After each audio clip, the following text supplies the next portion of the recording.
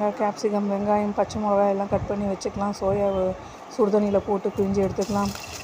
சோம்பு, ஜீரகம், வெங்காயம் இதெல்லாம் போட்டு தாளித்து வாங்க. சோயா கேப்சிகம் ட்ரை ஃப்ரை பார்க்கலாம். எண்ணெய் ஊற்றிட்டு ஜீரகம், சோம்பு போட்டுட்டு வெங்காயம், பச்சை மிளகா, அப்புறம் கேப்சிகம் எல்லாத்தையும் போட்டு ஃப்ரை பண்ணிக்கலாம். அதோட சுடுதண்ணியில் போட்டு எடுத்து பிழிஞ்சு எடுத்து வச்ச சோயாவை ஆட் பண்ணிக்கலாம்.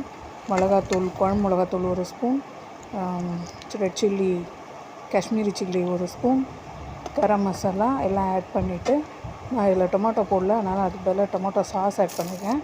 ஆட் பண்ணிட்டு அப்படியே ட்ரை ஃப்ரையாக வந்துடும். அதோட கொத்தமல்லி போட்டு இறக்கியாச்சு. இப்போ தயிர் சாதம் தாளிக்க போகிறேன்.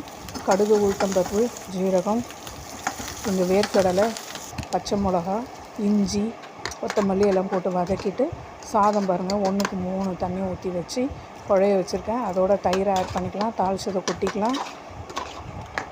கொஞ்சம் பால் ஆட் பண்ணிக்கலாம். அப்போ தான் மதியானத்துக்கு புளிச்சு போகாமல் இருக்கும். பாருங்கள் எவ்வளோ தளன்னு வந்திருக்கு. காலையில் பப்பாயா தான் எங்கள் வீட்டில் பிரேக்ஃபாஸ்ட்டு. பாருங்கள் லஞ்ச் பாக்ஸ் ரெடி ஆகிடுச்சு. தயிர் சாதம் வித்